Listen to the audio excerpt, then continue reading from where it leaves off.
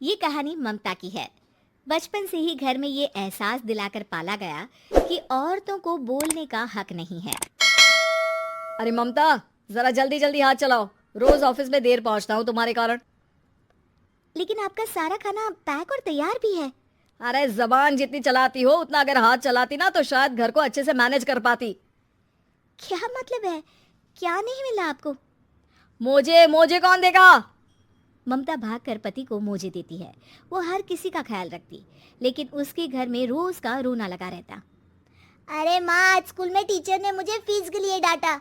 माँ, मुझे अच्छा नहीं लगता कि स्कूल में फीस के पैसों के लिए मुझे कोई भी बात सुनाए। अरे पर बेटा, ये तो पापा करते हैं ना, सारा ऑनलाइन। मुझे तो इसकी जानकारी भी नहीं है। हाँ हाँ, बना लो बच्चों के सामने मुझे बुरा। अरे करता तो मैं ही हूँ, माना, लेकिन मुझे कोई सपना थोड़ी ना आएगा कि बच्चों की फीस जमा करनी है। अरे बताओगी तो तुम ही ना। ममता की अब ये आदत में शुमार हो चुका था। वो हमेशा हर बात के लिए खुद को ही दोषी मानती। एक दिन वो पड़ोस की दोस्त से कहती है, समझ नहीं आता यार, मैं इतनी डम कैसे हो सकती हूँ। बात तो सही भी है ना। अब पति बेचारा नौकरी करे, पैसे कमाए, या फिर ये देखे कि बच्चों की फीस का वक्त है।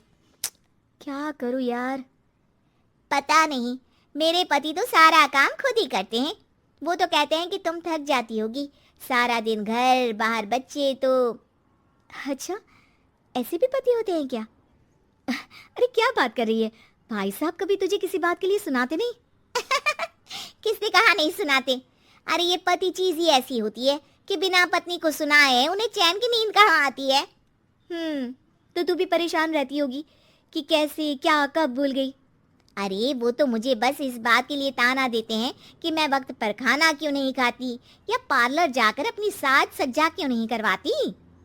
पड़ोसन बोल ही रही होती है कि ममता के बेटे की आवाज आती है। अरे माँ, क्या हो गया? लग नहीं रहा कि आज आप मुझे पानी भी देगी। अरे कब से खाने के लिए वेट कर रहा हूँ। अरे यार, मैं चलती हूँ, बेटा खाने के लिए वेट कर रहा है, मैंने उसे खाना भी नहीं दिया। अरे 12वीं में पहुंच चुका है तुम्हारा बेटा, उसे बोलो खुद पानी लिया करे। मैंने तो अपने बच्चों को काम करना सिखाया है। अरे यार, खुद की भी तो कोई लाइफ है। माना जब नहीं कर सकते थे तो किया, लेकिन अब इतने बड़े बच्चों की हर बात मानेंगे तो मुश्किल तो अपने को ही होगी। ममता को पड़ोसन की बात में दम तो लगता है, लेकिन करे क्या, आदत भी तो खुद ही ने डाली थी। ममता घर जाती है कि तभी बेटी आ जाती है। माँ, परसों मुझे एक शादी में जाना है, तेरी वो जो लाल वाली साड़ी है ना, उसे दे देना। मैं आज जाकर टेलर को दे दूंगी, वो उस साड़ी से सूट बना देगा। अरे नहीं नहीं तारा, वो मेरी माँ ने मुझे दी थी और उस साड़ी से मेरी काफ़ी भावनाएं जुड़ी हैं। तुमको ना मैं दूसरी साड़ी दे दूंगी। ओके, कोई बात नहीं, लेकिन आज दे ही देना पक्का। तारा माँ की साड़ी से सूट बनवाकर पार्टी में जाती है, लेकिन जब वो पार्टी से लौटती है, क्या है, मैं तो समझ ही नहीं पा रही हूँ। अरे जब वो साड़ी मांगी थी तो ये छल्ली सी साड़ी क्यों दे दी? मैं ही पागल थी जो इस साड़ी का सूट बनवा लिया मैंने। माँ, जानती भी हो कि कॉलेज में मेरी कितनी हंसी उड़ी। तभी वहां ममता का पति सुनील आ जाता है। अरे गवार औरत, जब बेटी साड़ी मांग रही थी तो दे देती ना। अरे पापा, इनके तो इमोशंस जुड़े थे उस साड़ी से। ममता इतने सब के बाद भी कुछ नहीं बोलती। मेरी बेटी की बेइज्जती हो गई, मैं बिल्कुल बर्दाश्त नहीं कर सकता ये। मैं नहीं चाहता कि मेरी बेटी से कोई भी ज्यादा सुंदर लगे पूरे कॉलेज में। जी, वो पढ़ने में तारा बिल्कुल अच्छी नहीं है, उसकी पढ़ाई पर आप ध्यान दीजिए ना। अच्छा, अब तुम मुझे बताओगी कि मुझे किस पर ध्यान देना और किस पर नहीं। रमेश जैसा ही ये वाक्य पूरा करता है, ममता की बेटी और पति उस पर जोर जोर से हंसते हैं। अरे ठीक है ना, पता ही नहीं चला कि कैसे वक्त इतना बीत गया। अरे कैसे पता चलेगा माँ, हम लोगों के पीछे जो तू बैताल की तरह चिपकी रहती थी, तुझे कैसे वक्त का पता चलता? ममता को पहले सास ससुर, फिर पति और बच्चों की तरफ से इस तरीके की बातें सुनकर उसका मन बहुत दुखी रहता था। एक दिन, सुनो ना, बहुत दिनों से कमर के नीचे बहुत दर्द रहता है। कल मैंने देखा तो एक फोड़ा था। अरे ममता, एक बार अपने पति से बात करो, वो तुम्हारा फोड़ा डॉक्टर को दिखा देंगे।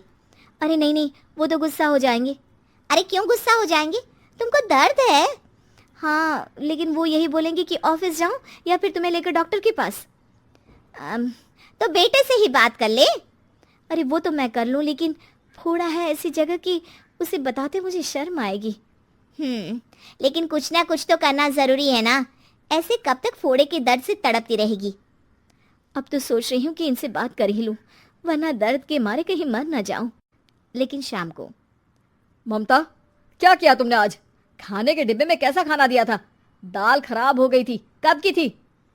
दाल तो मैंने सुबह ही बनाई थी, खराब कैसे हो गई? अच्छा सुनिए ना, मुझे कहना है कि अरे गरम दाल बंद करोगी तो ऐसा ही होगा ना। बेइज्जती हो गई सबके सामने मेरी। ऑफिस वालों ने ऐसा मजाक उड़ाया कि क्या बोलूं। कल से ठीक से खाना देना है तो देना, वरना खाना देना बंद कर देना। बाहर खा लूंगा मैं। ममता जो पति से अपनी परेशानी बताने वाली थी, वो अब ये सोचने लगती है कि कल से पति को खाने में क्या दे। अगले दिन ममता थकी थकी सी हालत में, आप लोगों के लिए नाश्ता बना दिया है, खाना बनाने की हिम्मत नहीं है आज तो। रात भर सोकर थक गई है ना, इसीलिए तो खाना नहीं बना सकती। हिम्मत नहीं हो रही है, मैं बस सोने जा रही हूँ। बस मैडम को सोने का बोल दो, फिर देखो कैसे सोती रहती है। माँ फिर वही पराठा सब्जी। अरे हमारे साथ के दोस्त एक से बढ़कर एक नाश्ता खाना लेकर आते हैं, आप तो बस। सभी घर से निकल जाते हैं, लेकिन जब शाम को बेटा घर आता है तो घर में अंधेरा रहता है। बेटा लाइट चलाता है। क्या माँ, तुम्हारा भी जवाब नहीं है बिजली का बिल बचाने के लिए? वो बोल ही रहा होता है कि सामने माँ जमीन पर लेटी मिलती है। वो उसके पास जाता है। अरे माँ, क्या हो गया माँ? तभी वहाँ पड़ोसन आती है। अरे बेटा, तुम्हारी माँ के पैर के पास एक फोड़ा है, जिसके कारण ये लगातार कमजोर होती जा रही थी। मैंने उसे पहले ही कहा था कि घर में बता दो, लेकिन तुम्हारी माँ किसी को तंग करना नहीं चाहती थी। तभी वहाँ डॉक्टर आ जाता है।